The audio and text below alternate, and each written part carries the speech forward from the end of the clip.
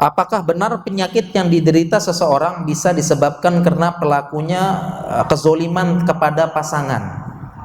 Karena saya pernah melihat jawaban Ustadz di salah satu TV.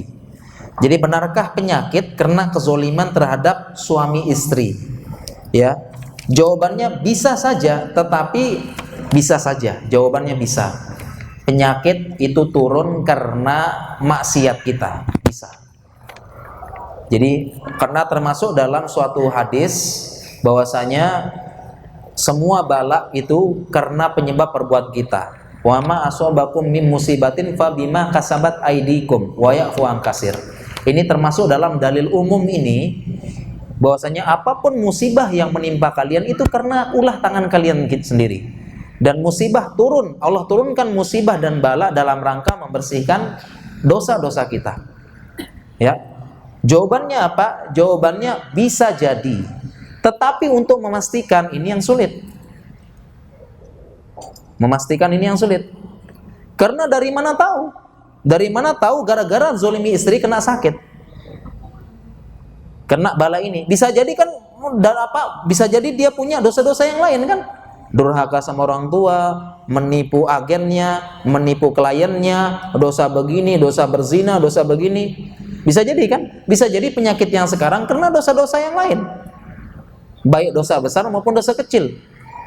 Walaupun dosa kecil tetapi dengan niat yang besar jadi besar. Ya kan gitu? Ya, dosa kecil tapi karena dia niatnya yang buruk jadi dosa besar. Jadi jawabannya bisa apa enggak seseorang yang sakit, ya dia sakit karena kezoliman terhadap suami istri, benar. Bisa jadi dia zolim sama istrinya, zolim sama suaminya, kemudian kena penyakit itu bisa jadi. Cuma sekarang dari kita tidak bisa memastikan, oh gara-gara kamu zolimi saya kamu kena sakit. Ini tidak boleh. Bahkan termasuk dalam ini adalah menebak-nebak hal gaib yang dilarang oleh Allah Subhanahu wa taala. Yang tidak boleh ya.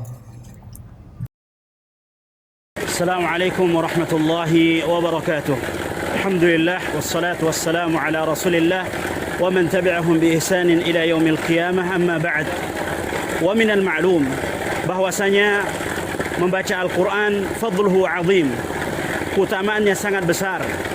Dan ini adalah silah penghubung antara seorang hamba dengan Rabbnya Allah Azza wa Jalla.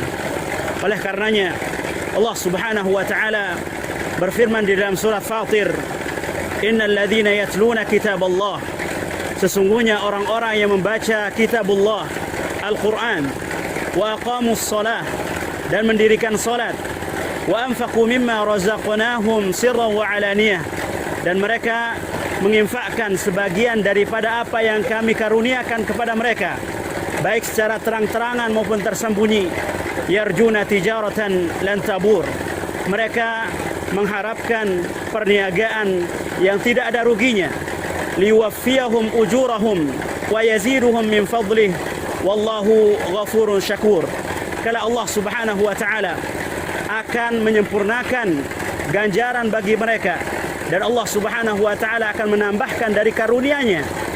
Tidak semua kita diberikan oleh Allah Subhanahu wa taala kemudahan, karunia untuk membaca Al-Qur'an. Ada orang-orang yang tidak bisa membaca Al-Quran, namun Allah Subhanahu wa ta'ala masih memberikan mereka kesempatan untuk menggapai pahala seperti orang-orang yang membaca Al-Quran, seperti orang-orang yang menghafal Al-Quran. Ingatlah sabda Rasulullah sallallahu alaihi wasallam, man da'a ila huda kana lahu minal ajri mithlu ujuri man tabi'ahu ila yaumil qiyamah. Barang siapa yang memberi petunjuk kepada kebaikan, maka baginya pahala seperti orang-orang yang melakukannya sampai hari kiamat, duna yang kusa min ujurihim syai'a, tanpa mengurangi sedikit pun pahala orang-orang yang melakukannya. Maka alhamdulillah, antum bisa lihat di belakang antum, di layar antum, tahap pertama TBK Backing 002 Abu Said Al-Khudri, tahap pertama sudah sampai 60%. Ya, ini semua dari andil antum yang berusaha mendapatkan kebaikan dari orang-orang yang membaca dan menghafal Al-Quran. Maka insya Allah ke depan Di tahap yang kedua kita akan memulai tahap untuk pemasangan atap yang insya Allah akan dikerjakan segera setelah tahap pertama ini selesai. Kami terus meminta dan memohon kepada Allah Subhanahu wa taala terlebih dahulu, kemudian andil-andil antum. Wallahu taala a'la wa alam wa jazakumullahu khairan.